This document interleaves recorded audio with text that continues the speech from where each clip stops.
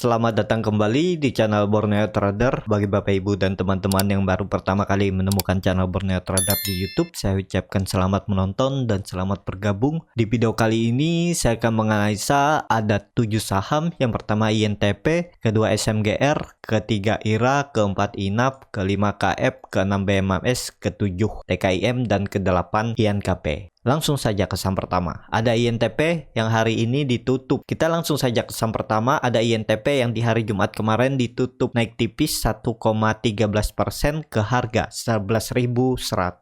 Kalau dilihat transaksi asing seminggu kemarin net buy ya, cuman hari Kamis yang net sell. Net sell-nya pun tipis. Kalau dilihat dari broker summary-nya, INTP diakumulasi. Tapi ini bid offer-nya tipis ya. Ya, kalau masih di bawah 100 sih masih aman kalau beli. Langsung saja ke teknikalnya. Secara teknikal INTP cukup bagus. Ini sepertinya INTP mau pembalikan arah. Ini tanda-tanda untuk reversal ya, karena dilihat volume saat naik juga meningkat, saat dia koreksi volume merah volume kecil, saat dia rebound candle hijau volume besar. Jadi yang punya nih hot aja, yang punya dari atas juga nggak masalah ya, tetap hot aja. Ini sepertinya akan pembalikan arah reversal, tinggal nunggu konfirmasi. Kalau mau lebih aman ya harus di 12.500, tapi sekarang sudah aman. Yang penting INTP nggak turun lagi dari 10.000 ya. Kalau dia turun dari 10.000 itu kembali downtrend. Kalaupun dia retest 10.000 ya nggak masalah, terus mantul lagi. Apakah bisa spekulasi buy di harga sekarang?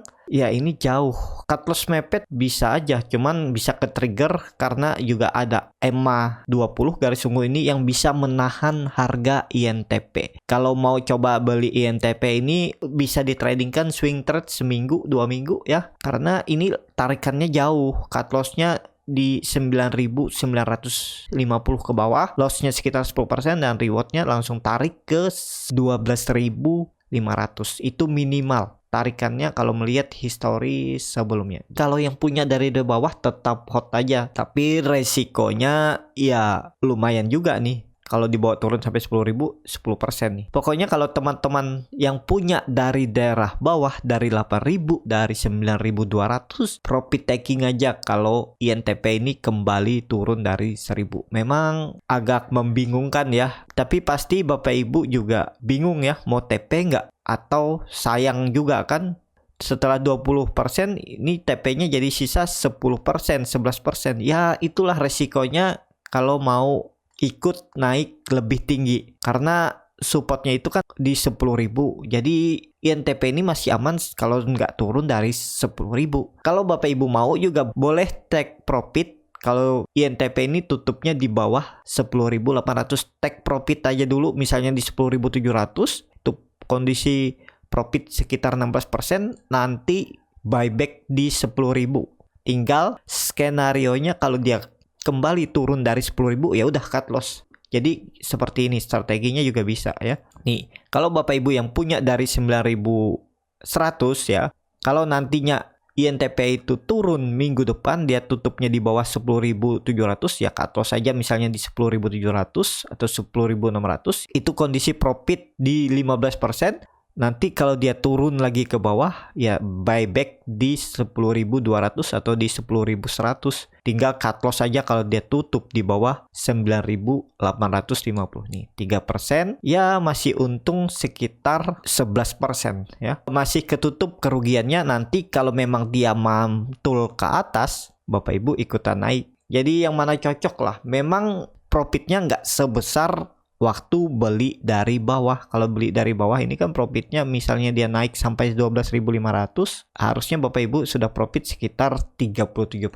Tapi karena Bapak Ibu buyback, TP dulu di atas dan buyback di bawah, jadi profitnya sekitar segini aja. Ya tergantung masing-masing lah yang mana yang cocok, dan setiap strategi itu ada kelebihan dan kekurangannya. Jadi sesuaikan dengan profil resiko masing-masing. Seperti itu untuk INTP, tapi harusnya INTP aman ya. Nggak akan turun dari 10.800. Kalaupun turun ya berarti ISG buruk. Lihat ISG anjlok aja 2 hari atau seminggu kemarin, INTP bertahan nih. Naik turun aja, dia candle merah terus candle hijau lagi. Jadi kan memang kuat INTP menahan harga. Jadi seperti itu untuk INTP. Langsung saja ke saham kedua, ada SMGR yang di hari Jumat kemarin ditutup naik tipis 0,85% ke harga 8.850. Kalau dilihat transaksi asing, net buy. Kalau dilihat dari broker summary-nya, SMGR diakumulasi. Kalau dilihat bid offer-nya ya masih bisa lah di 100 sampai 200 lot. Langsung saja ke teknikalnya. Secara teknikal, SMGR juga menarik. SMGR setelah membuat low baru dan dia membuat higher high. Sebelumnya higher low. Higher low-nya kan di 8.950, kemudian di 9.600. Dan ini lower high baru di 8.000. Jadi kondisi sekarang SMGR bisa dikatakan uptrend walaupun dalam majornya tren utamanya itu downtrend. Ini kan terlihat dia sempat retest trendline downtrendnya ini tapi gagal dan dia turun. Ya ini kalau saya lihat juga aman karena ada perlawanan SMGR di 8.500 dan kemungkinan juga kalaupun nggak mampu langsung naik ke 10.000, dia bergerak sideways dulu sini, naik turun seperti ini langsung naik, atau langsung naik retest 10.000 gagal, dia retest trendline downtrendnya ini naik lagi dan ke atas. Bisa seperti itu untuk pergerakan SMGR. Jadi yang punya dari bawah tetap hot aja. Kalaupun ada yang beli di pucuk mungkin di 9.160 sampai 9.900 tetap hot aja selama SMGR ini nggak turun dari 8.500. Kalau dia turun dari 8.500 sebaiknya di cut loss saja. Tapi kalaupun mau di hot ya cuman satu, resikonya itu kerugiannya siap berugi waktu. Itu aja. Tapi SMGR kan saham berfundamental bagus, pasti balik ke atas, cuman perlu waktu. Ya namanya trader itu biasanya nggak mau nunggu. Lebih baik dia cut loss, nanti bisa buyback di bawah atau nunggu dia breakout atau pindah ke saham lain yang lebih bisa menggantikan atau menghasilkan profit dalam waktu cepat, nggak perlu menunggu. Ibaratnya kalaupun harus cut loss lagi ya cut loss biasanya mereka. Seperti itu ya. Untuk SMGR juga cukup menarik. Kalau reversalnya ya harus kembali ke 10.000. Kalau SMGR sudah bergerak di atas harga 10.000 ya reversal. Sekarang dia sudah uptrend, cuman belum reversal karena masih di dalam downtrend channelnya. Seperti itu untuk SMGR. Langsung saja ke saham ketiga, ada IRA yang hari Jumat kemarin ditutup di harga 1.770. Kalau dilihat transaksi asing, net buy. Kalau dilihat dari broker summary-nya memang terlihat sedikit distribusi. Langsung saja ke teknikalnya. Secara teknikal, IRA perlu hati-hati ya, karena IRA ini kan terlihat double top. Dan udah seminggu kemarin IRA itu gagal terus breakout 1.800. Tapi bagusnya IRA ini kan nggak membuat low baru. Ya masih bisa naik. Yang penting Senin dan Selasa IRA tutupnya di atas 1.800. Jadi masih bisa aman dan masih bisa kembali ke range sideways-nya ini 1.800 sampai 2.200. Jadi harus naik dia minggu ini. Jadi seperti itu. Untuk IRA apakah bisa spekulasi buy di harga sekarang? Ini high risk, tapi kalau mau disiplin cut loss bisa aja. Nih, cut loss-nya tipis saja. Cut loss kalau tutup di bawah 1.750, bisa di 1.730, 1.735 atau disesuaikan aja yang mampu diterima cut loss-nya. Yang penting di bawah 1.750 itu sebaiknya di cut loss. Ya, kalau namanya trading. Nah, target profitnya memang tipis saja nih, 1.800 2%, tapi kalau mampu tutup di atas 1.800, hot aja IRA bisa sampai 1.900 kemudian 2.000. Ya, risk rewardnya juga menarik nih. Tapi kan harus breakout dulu dari 1.800 biar lebih aman. Indikator MACD juga mulai menyempit walaupun masih di bawah area oversold. masih membentuk dead cross, tapi bar chart di bawah nol makin tipis. Dan ya IRA ini koreksinya volume kecil, dan saat market minggu ini juga anjlok, IRA nggak kemana-mana loh. IRA masih mempertahankan 1750 supportnya nih. Dia nggak pernah tutup di bawah, pernah menyentuh di tanggal 25 Agustus tapi tutupnya kan naik tipis, terus kemudian dia rebound. Hari Jumat juga sempat mencoba naik namun gagal. Jadi menurut saya ya yang penting nggak jebol 1750. IRA masih bagus, tapi kalau mau bagus IRA minggu ini harus kembali hari Senin Selasa 1800. Seperti itu untuk IRA. Langsung saja ke saham keempat, ada INAF yang hari Jumat kemarin ditutup terkoreksi 0,85% ke harga 2320.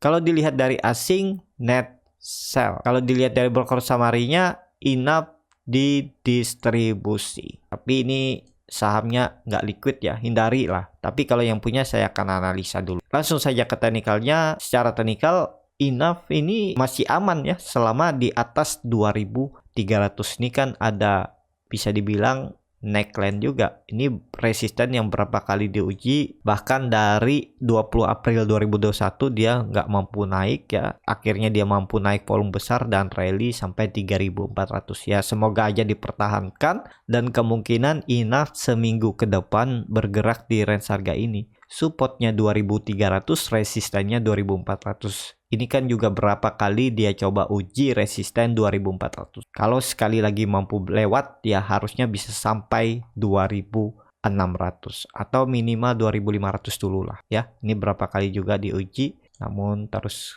gagal ya. 1, 2 dan akhirnya lewat. Ini gagal. Ya semoga aja ini kuncinya 2500 mampu lewat ya, rally kembali bisa uptrend untuk INAF. Tapi kalau Bapak Ibu yang dana besar ya jangan masuk di sini karena bid offernya tipis. Langsung saja ke saham kelima, ada KF yang di hari Jumat ditutup terkoreksi 0,84% ke harga 2360. Kalau dilihat transaksi asing, net sell. Kalau dilihat dari broker samarinya, KF malah diakumulasi. Tapi bid offernya ini lumayan sih, kalau masih di bawah 200 lot masih aman. Langsung saja ke teknikalnya. Secara teknikal INAF ini lagi berjuang untuk naik. Kalau supportnya itu ya di sekitaran 2300. Nah, jadi harga sekarang juga mendekati support, dan bagusnya KF ini upside-nya masih cukup tinggi ya ke 2500. Nih lumayan 5%, cut loss-nya cuma 3%. Kalau tertarik, tapi ini disclaimer on, dan terlihat juga INAF sudah membentuk golden cross ya. MACD-nya bar chart di atas 0 juga naik di atas 0. Saat koreksi 2 hari juga volume kecil, tapi saat dia rebound membuat candle inside bar di tanggal 25 Agustus volumenya kecil hijau ya. Oh ini kemungkinan gara-gara keseret market ya. Dia coba sempat rebound tapi tertekan dan akhirnya koreksi. Hari Jumat kemarin koreksinya tipis. Jadi dengan kondisi seperti ini sih kemungkinan ya masih bisa satu candle koreksi dulu atau uji support 2300. Tapi harusnya ada peluang seminggu ke depan INAF KF rebound ya. Kalau market mendukung bisa sampai 2500.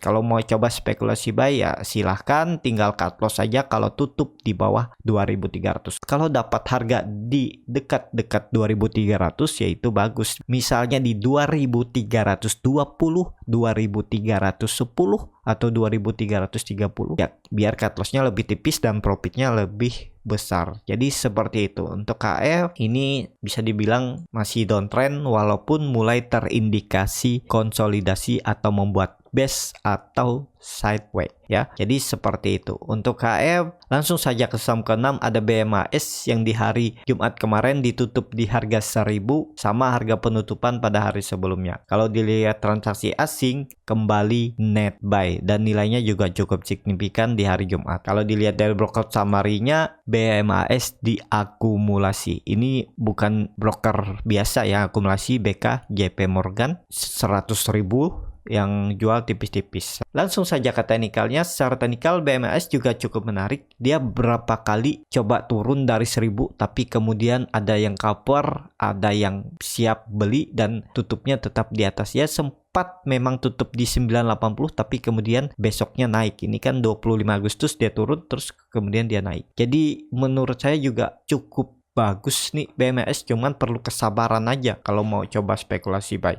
ya. Tinggal kalau mau beli di 1000 ini cut loss-nya di 960 950. Jadi kondisi kerugian sekitar 5%, target profitnya juga 5%, 1050, tapi kalau mampu lewat ya harusnya ini lewat ya 1050. Kemungkinan juga BMAS akan bergerak sideways di range harga ini. Supportnya 1000 dan resistennya 1100. Jadi seperti itu nih, kalau mau trading di BMAS ini yang penting sabar. Cut loss-nya 5%, profitnya 10%. Jadi seperti itu untuk BMAS. Kalau market bagus sih bisa ada rebound seminggu ke depan. Ya target terdekatnya 1050 dulu. Kalau mampu lewat baru 1100. Tinggal cut loss saja kalau mau beli BMAS ini ya di bawah 960. Bisa di 955 atau di 960 juga cut loss saja kalau dia tutup di 960. Seperti itu untuk BMAS. Langsung saja ke saham ketujuh. Ada TKIM yang di hari Jumat kemarin ditutup terkoreksi 1,46% ke harga 6.725. Kalau dilihat transaksi asing, net sell. Kalau dilihat dari broker samarinya, TKIM masih didistribusi. Langsung saja ke teknikalnya. Secara teknikal, TKIM ya ini dia mencoba naik namun terus gagal ya. Ini kan terlihat nih volumenya ini besar, dia itu mencoba naik breakout 7000. Namun karena market nggak mendukung, dia kemudian terkoreksi. Dan hari Jumat juga koreksinya tipis. Harusnya ada peluang TKIM seminggu ke depan kembali uji resisten 7000 sampai 7050. Jadi ini cukup menarik, sayangnya jauh dari support sekarang ya. Kan dipertebal biar lebih kelihatan. Supportnya yang jauh. Ini kalau mau cut loss 6% karena ada gap nih yang menganga. Kalau dia gagal breakout lagi hari Senin ya ada peluang menutup gap lagi. Atau hari Senin kalau dia koreksi tutup di bawah harga penutupan hari Jumat, ada peluang menutup gap. Ini kan ada gap tipis yang dibuat TKIM saat naik di tanggal 24 Agustus. Jadi rewardnya nggak masuk memang. Kalau mau ya nawar di bawah atau beli TKIM nih kalau dia tutup di atas 7050 buy aja, tinggal cut loss misalnya beli di 7050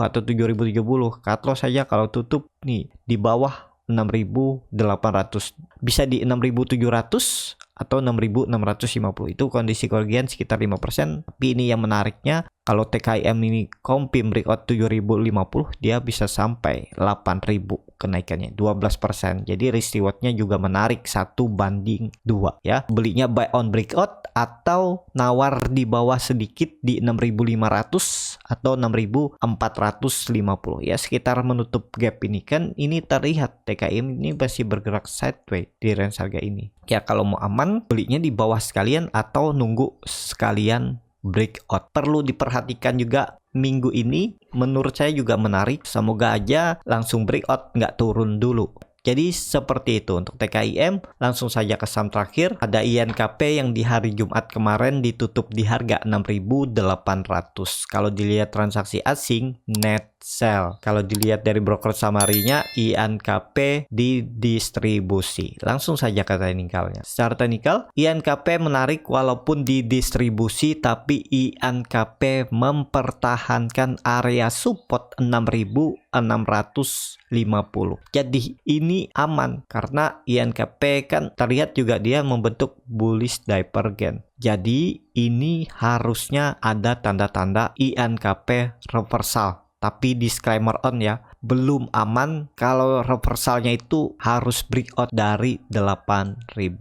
Nih, harus confirm breakout 8.000.